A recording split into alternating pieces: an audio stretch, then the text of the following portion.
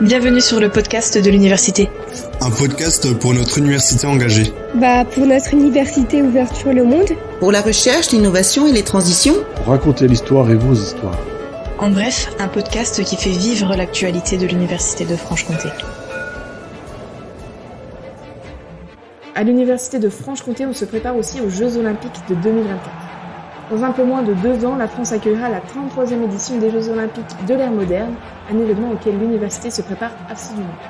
De par ses valeurs et ses traditions, les JO s'ancrent parfaitement dans l'histoire de notre belle institution.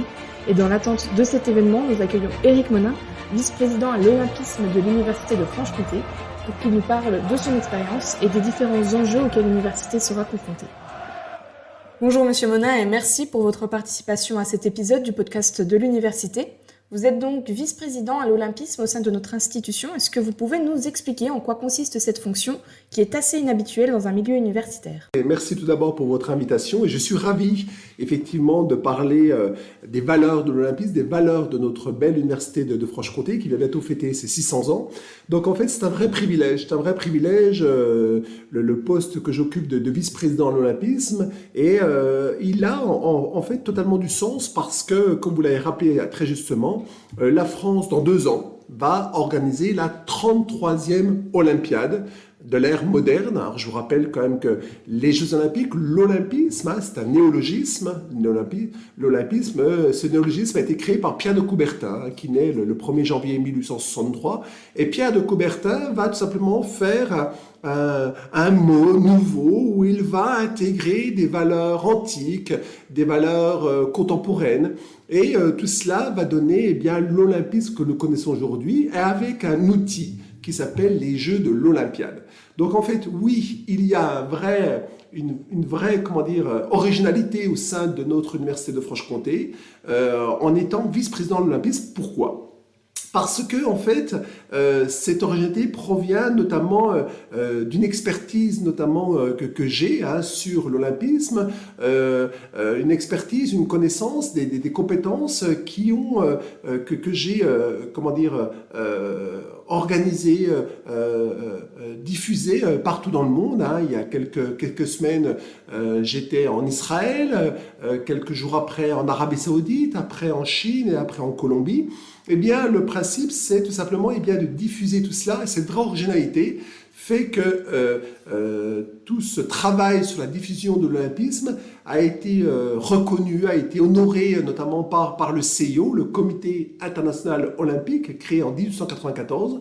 Aux Jeux de Londres, en 2012, le président du CIO, du Comité international olympique, Jacques Rogge, propose au conseil exécutif du CIO de me décerner une fameuse médaille, la médaille Pierre de Coubertin. Vous êtes également le directeur du CERO, qui est le Centre d'études et de recherche olympique universitaire de Besançon. Est-ce que vous pouvez nous en dire plus sur cette structure reconnue par le Comité international olympique ? Alors, il était totalement indispensable, je crois, d'avoir un centre d'études et de recherche olympique universitaire. Alors, pour rappel, il y en a 53 dans le monde.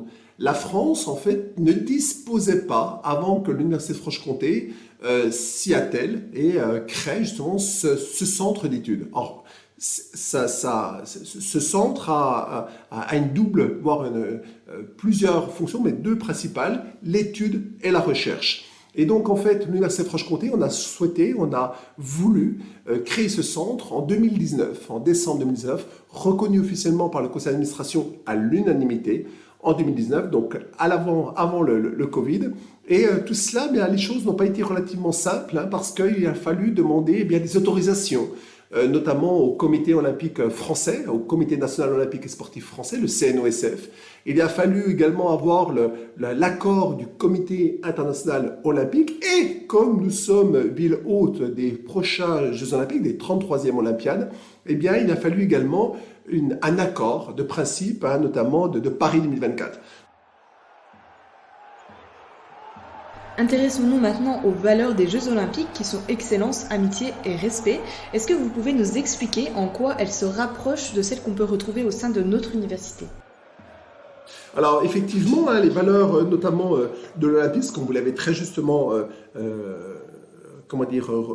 expliqué, les valeurs olympiques sont excellence, amitié, respect. Alors tout ça va être aussi décliné avec notamment différents thèmes éducatifs. Ces thèmes éducatifs, on peut les retrouver, notamment développés dans un programme très original qui a été mis en place par le CIO, le Comité international olympique, qui s'appelle ces thèmes éducatifs: joie dans l'effort, fair play, respect des autres, quête de l'excellence, équilibre entre le corps, la volonté et l'esprit. Alors vous l'avez dit, effectivement, notre université, notre université de Franche-Comté, l'université de Franche-Comté, eh bien, a des valeurs, a des vraies valeurs, telles que l'engagement, telles que l'excellence, la qualité. Une université également d'histoire à travers ses 600 ans, à travers une université d'ouverture, la plus totale, avec différents types de labels, Bienvenue en France ou encore Génération 2024, mais également une université de progrès à travers des vrais programmes tels que ceux développés à travers l'hydrogène. Eh bien, je crois que les choses vont dans le même sens. Ça veut dire que vers une université d'excellence, eh bien, vous l'avez bien répété, eh bien, effectivement, les valeurs olympiques vont également vers cette excellence, dans le bon sens du terme, aller toujours plus haut. Vous savez qu'il y a un célèbre adage de Juvénal du IIIe siècle après Jésus-Christ, ce poète satirique, qui, tout simplement, sous cette forme que l'on connaît mieux par l'acronyme ASICS, Anima Sana Incorpore Sano, eh bien, développer, eh bien, tout simplement, cette volonté de corps, d'harmonie entre le corps et l'esprit. Et je crois que c'est ça, en fait, les valeurs fondamentales qui sont développées par l'Olympisme, mais également par notre université, à travers une excellence, l'excellence d'aller toujours plus haut, dans le sens d'une harmonie totale, mais également, vous l'avez très très bien expliqué aussi, dans une logique aussi, eh bien, de respect. Et ça, je crois que c'est la condition sine qua non pour que les choses se fassent correctement, pour qu'on soit dans une université d'ouverture, de progrès,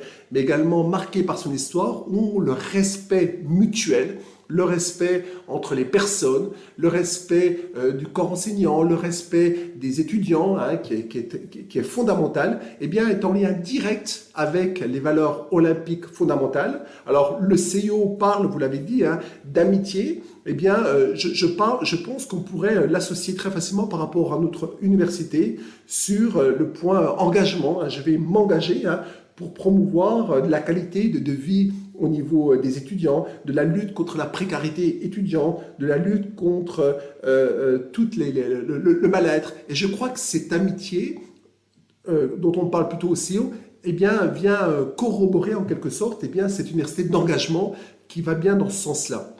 Et ça, je crois que c'est fondamental.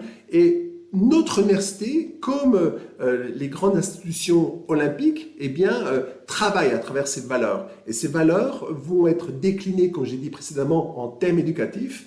Et je crois que ça a du sens. Et c'est pour le coup, c'est pas du tout surprenant que notre université de Franche-Comté, avec ses grandes valeurs qu'elle développe, eh bien, soit pionnière, en quelque sorte, innovante à travers cette création en 2019 du Centre d'études et de recherche olympique universitaire.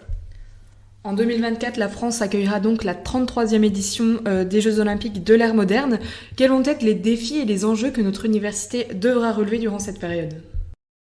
Alors, effectivement, beaucoup de choses vont se passer, mais je serais tenté de dire beaucoup de choses sont déjà passées, notamment depuis la création du CERU. Alors évidemment, les choses ont été un peu ralenties avec l'ère Covid. Vous savez, c'est ce monde inconnu dans lequel nous avons été plongés durant presque 2 années.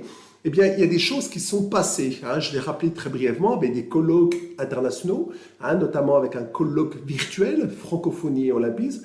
Je l'ai dit également avec un colloque qui s'est déroulé sur droit et olympisme et un autre qui s'est déroulé sur l'e-sport. Donc en fait, cette 33e Olympiade de l'ère moderne, eh bien, va créer une véritable dynamique en France, mais également pour notre université. Et ça, c'est une chose qui est fondamentale parce que, comme vous l'avez rappelé, je dirige le CERU et je crois que sans la venue ou sans l'organisation des Jeux de Paris 2024, les choses auraient été peut-être beaucoup plus compliquées ou en tout cas aurait eu moins de résonance. Donc je crois que c'est un véritable défi et ces Jeux. Alors maintenant, quels sont les enjeux ? Les enjeux de ces 33e Olympiades, c'est véritablement de laisser un héritage à la génération, ce qu'on appelle la génération 2024, c'est-à-dire promouvoir, eh bien, peut-être des liens peut-être inexistants, peut-être des liens facilitateurs, peut-être le domaine également de l'inclusion sociale des personnes handicapées, physiques ou mentales. C'est également l'inclusion peut-être des personnes qui sont marginalisées dans notre société. Donc en fait, les grands enjeux, les grands défis, ça va être tout simplement de s'inscrire dedans. Et je crois que notre université, qui est innovante à ce sujet, qui promeut, on l'a rappelé, toutes ces grandes valeurs, crée du lien, il me semble, avec des structures nationales et internationales, telles que l'Organisation internationale de la francophonie, telles que Paris 2024.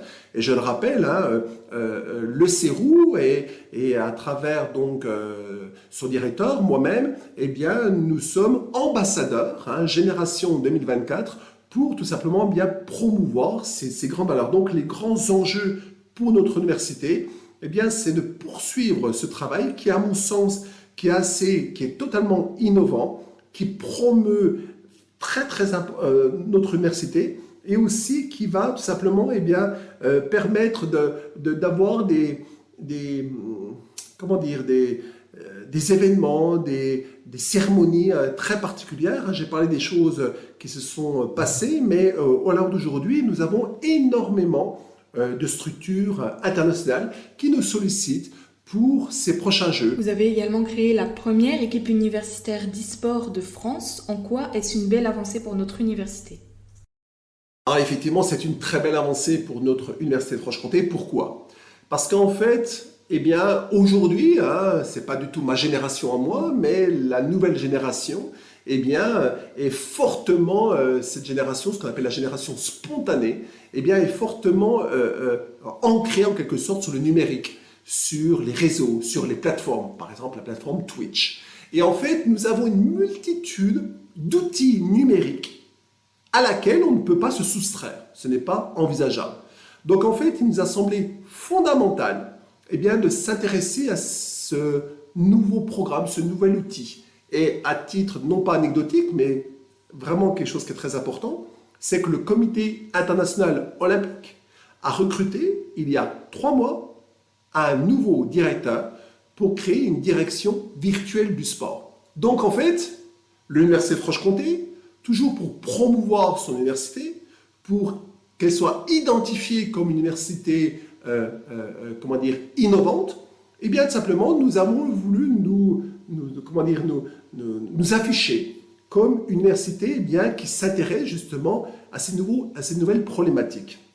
Et c'est la raison pour laquelle nous nous sommes aperçus qu'au mois de janvier-février, un certain nombre de fédérations nationales, au nombre de 5, demandaient au ministère des Sports une espèce d'habilitation pour promouvoir évidemment leur sport, mais aussi pour promouvoir une forme d'apprentissage par l'e-sport dans leur propre pratique. Donc tout cela nous a fait prendre conscience qu'il y avait une nécessité peut-être d'y s'y atteler, d'y réfléchir, et nous sommes aperçus qu'il n'y avait pas en France, notamment d'équipes universitaires d'e-sport. Et c'est la raison pour laquelle, après différents échanges, notamment avec le président de la Fédération française du sport universitaire, qui lui-même est très intéressé par cette thématique-là, et d'ailleurs qui était présent aux journées du 22 et 23 juin 2022 à l'Université de Franche-Comté, nous sommes intéressés à cette thématique. Et nous sommes aperçus que, oui, la jeunesse d'aujourd'hui, le monde dans lequel nous sommes, cette jeunesse ne va pas forcément prendre des chaînes, je dirais, classiques, France Télévisions, TF1, mais va aller sur des plateformes numériques. Et ce lien numérique sociétal est à faire. Qu'on soit pour ou contre, ce n'est pas notre problème. Nous, ce qu'on veut, c'est s'intéresser, c'est s'interroger.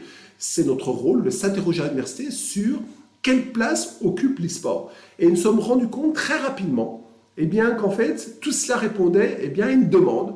Et cette demande d'afficher peut-être un outil, peut-être une équipe, peut-être, etc. Et nous nous sommes aperçus que oui, les choses étaient très, très, bien perçues, notamment pour créer une équipe e-sport universitaire de l'Université de Franche-Comté et soutenue bien évidemment par l'Université de Franche-Comté. Et je crois que c'est vraiment, ça caractérise un petit peu ce que nous envisageons de faire ici à l'Université de Franche-Comté, quelque chose d'innovant où on va s'identifier à quelque chose qui n'a pas été fait encore, on va promouvoir notre université par la création du CERU. Et bien cette fois-ci, par la création d'une équipe e-sport universitaire étudiant. Alors, on a, depuis la fin de ce colloque, une nouvelle demande, mais pourquoi ne créerions pas une équipe e-sport universitaire, mixte, étudiants-professeurs, enseignants-chercheurs, ou tout simplement une équipe universitaire, enseignants-chercheurs, personnel administratif, par exemple. Donc voilà, donc ça débouche sur des choses très très intéressantes, et c'est la raison pour laquelle, eh bien, l'année prochaine, la saison 2022-2023, hein, la saison universitaire 2022-2023, eh bien, nous envisageons de nouveau un colloque sur e-sport et olympisme pour voir un petit peu la continuité qui peut être donnée à tout cela. Il y aura également un colloque sur sécurité et olympisme. Donc vous voyez que les choses s'élargissent considérablement. Et en fait, suite à une demande sur le colloque droit et olympisme, on va poursuivre l'année prochaine sur un autre colloque, ce sera un troisième, sur bien, tout simplement tout ce qui a trait à la gouvernance de l'olympisme du point de vue évidemment du droit. Et c'est la raison pour laquelle on va poursuivre ce travail avec le laboratoire de droit de Besançon. Ce podcast touche à sa fin. Merci Monsieur Monin d'avoir partagé avec nous cet univers qui allie sport, valeurs et innovation. L'Université de Franche-Comté est fière de ses projets olympiques et soyez-en sûrs, nous n'attendrons pas 2024 pour faire vivre ces valeurs. Chez nous, c'est au quotidien que nous incarnons l'amitié, le respect et l'excellence.